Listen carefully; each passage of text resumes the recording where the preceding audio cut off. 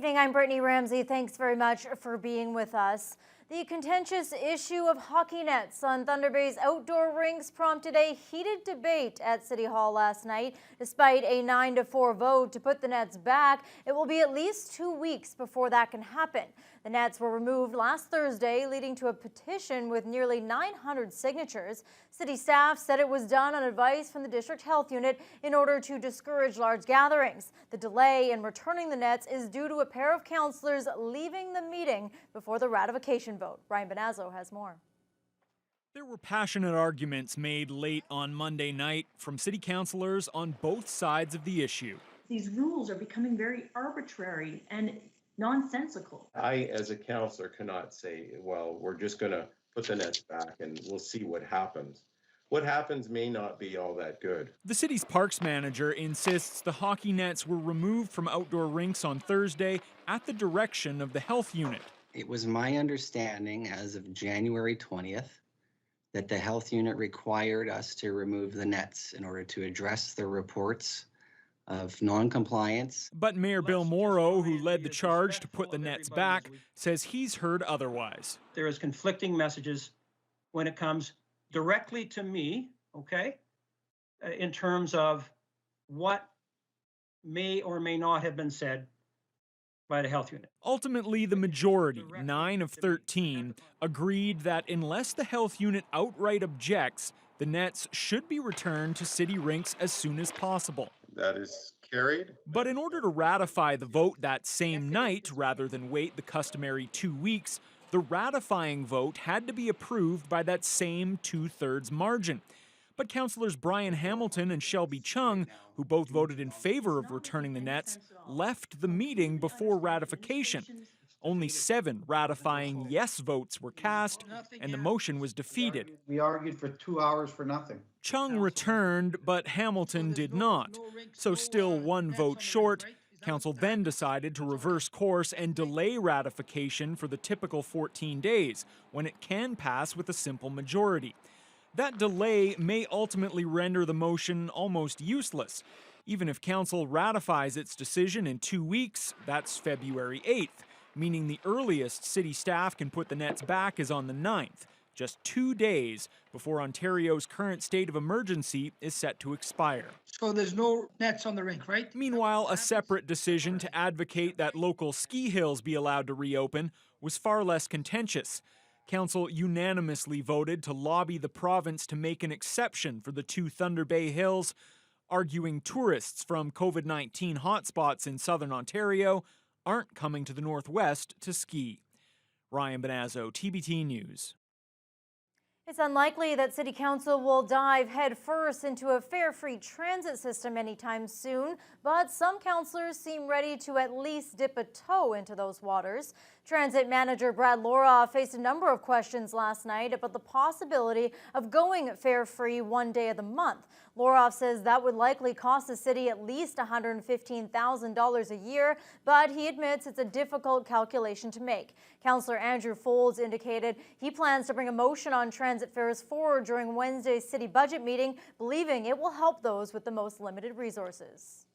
If we did 1 day a month, and that day a rider who typically paid cash didn't pay cash because it would be free, is there any evidence through the association that they would, if they don't buy another trip, they at the very least potentially are spending it in the community? So I guess I'm struggling with the revenue loss, because if they're not spending it on that Friday, could they be spending it on the Monday or Tuesday for an extra ride that month? Loroff noted that's an interesting question. He vowed to provide additional financial details in time for Wednesday's meeting. The City of Thunder Bay has filed its statement of defense regarding a lawsuit over pinhole leaks at the PR Cook Apartments.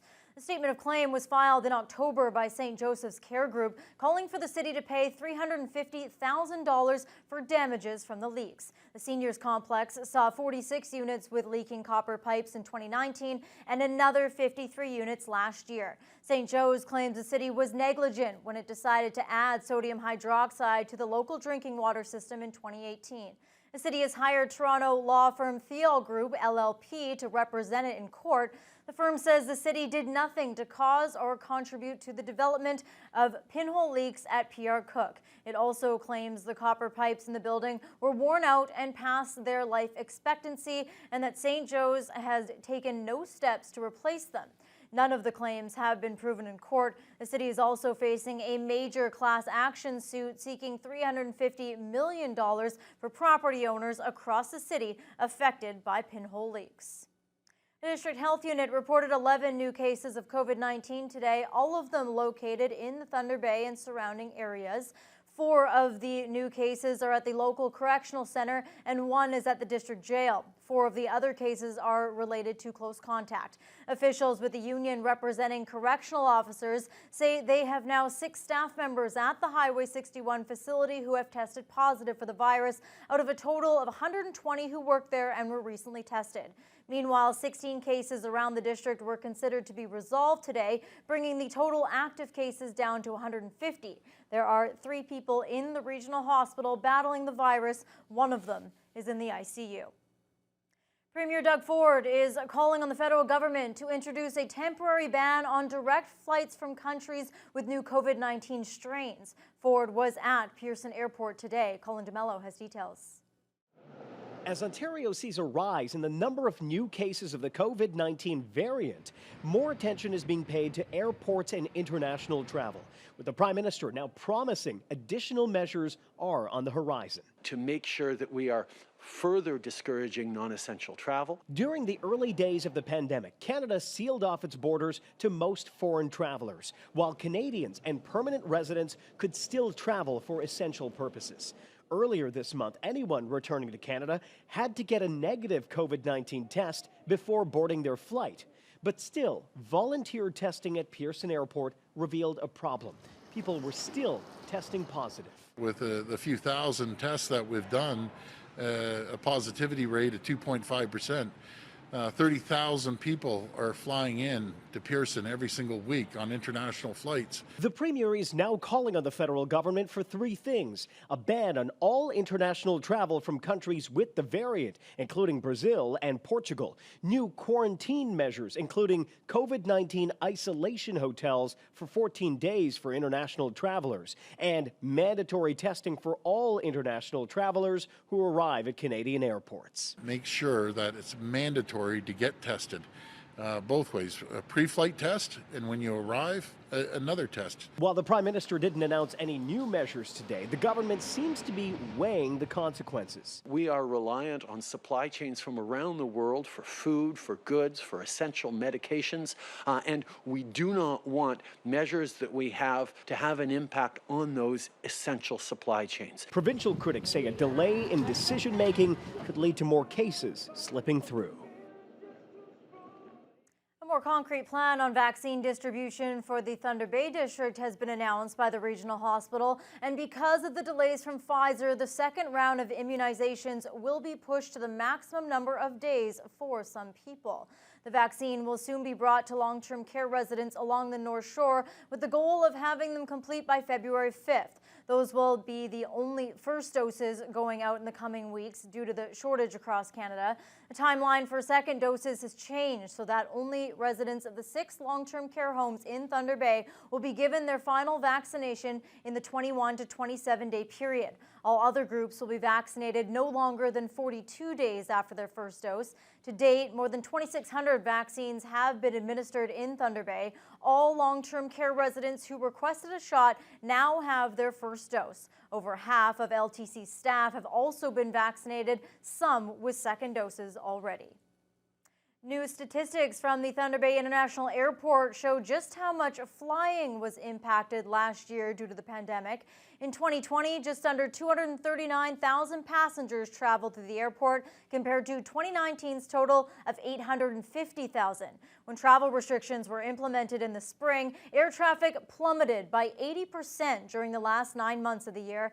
Airport CEO Ed Schmidtke says the big drop in travelers has resulted in limited staff and services, with some projects being deferred to a later date. Schmidtke was hesitant on projecting 2021 numbers because of the uncertainty, but hopes to see confidence in travel return later this year. A new pilot project launched earlier this month by Thunder Bay Police is aiming to provide better and immediate services to individuals dealing with mental health crises in the community. The details of the new integrated mobile police assessment crisis team, also known as IMPACT, were announced through a virtual news conference today. The project is a partnership with the Canadian Mental Health Association along with Thunder Bay Regional and is an expansion of the Joint Mobile Crisis Response Team initiative, which launched in June of 2018. City Police Inspector Derek West details the initiative.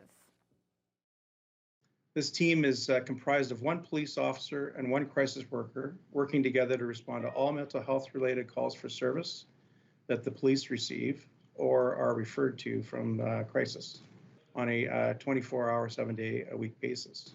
To date, the IMPACT team is already making a difference in the community. So we really, again, the three partners really want to ensure that individuals in crisis receive care in the right place at the right time by trained professionals and avoid any unnecessary encounters with either law enforcement or unnecessary visits to the emergency department. Since it launched on January 4th, IMPACT has had encounters with 71 individuals. Of those, 33 people have been diverted from the emergency department. All police officers and mental health workers in the program participated in crisis intervention training. The project is scheduled to last for 1 year. A new discount grocery store is coming to Thunder Bay's north side. Freshco, a Canadian chain store owned by Sobeys, will soon take the place of another Sobeys-owned franchise. The Safeway on Court Street will see a new name on its facade as it will close its doors for renovations this spring before emerging as a Freshco in the fall. It's part of a Western rollout from the grocery chain, with the company looking to offer competitive pricing with a number of other low price guarantees. The Safeway pharmacy will remain open during the 4 or 5 months of construction in a temporary location at or near the store. The Bombardier Labor Action Center on Gore Street will be sticking around into the fall to help laid-off workers find other employment. The center has helped about 280 Bombardier employees since it opened its doors in November of 2019. It was slated to close last October, but underspending helped its extension request to the provincial government, and the service will now be open until October of this year. The unemployment rate in Thunder Bay is at its highest since 2009 at well over 8%, meaning even more are vying for the same types of jobs. It's been extremely difficult for a lot of these people to find employment. Even though they're highly skilled, highly competent, the jobs just aren't there. Now, at one point, it looked like about 75% of the workers who have come through the center were able to find employment. But that's now dropped to about 35%. The COVID-related canceling of many workshops and training programs played a role in the center's underspending. Angus says computer training is among the most needed skills, and he awaits the day when that can be held once again. After many of Thunder Bay's 50th anniversary events were canceled last year, the committee in charge of celebrating the milestone made sure that at least the art bus component would go ahead. Residents can expect to see the 50th anniversary transit bus rolling around town tomorrow. The artwork was created by local artist Boy Roland. His designs were chosen from a competition organized by the 50th anniversary committee and the City Arts program. Committee Chair Shelby Chung says with the bus traveling around the city, it's a lot more inviting than a static mural, and she hopes everyone in the city gets a chance to check it out. So you'll see the Persian and the Thunder Bay Library, which is a Carnegie building. You see the pagoda on it, the little curling guy on there. So there was a call for artists back in January of 2019 to design the concept for this. And so it went through a public forum with the art committee, and Boy Roland was the successful designer, and you can see his artwork is very charming, and yeah, we're very happy that how this turned out despite the year that we've had. Chung says the fun and lighthearted expression of the bus is exactly what the committee looked for as it highlights the memorable aspects of the city's 50 years. Wow. Pretty cool. Spot that from a mile away. Fiona, I forgot to plug in my car last night, and I went to start it today, and it just didn't. So Universal signed for it's cold out.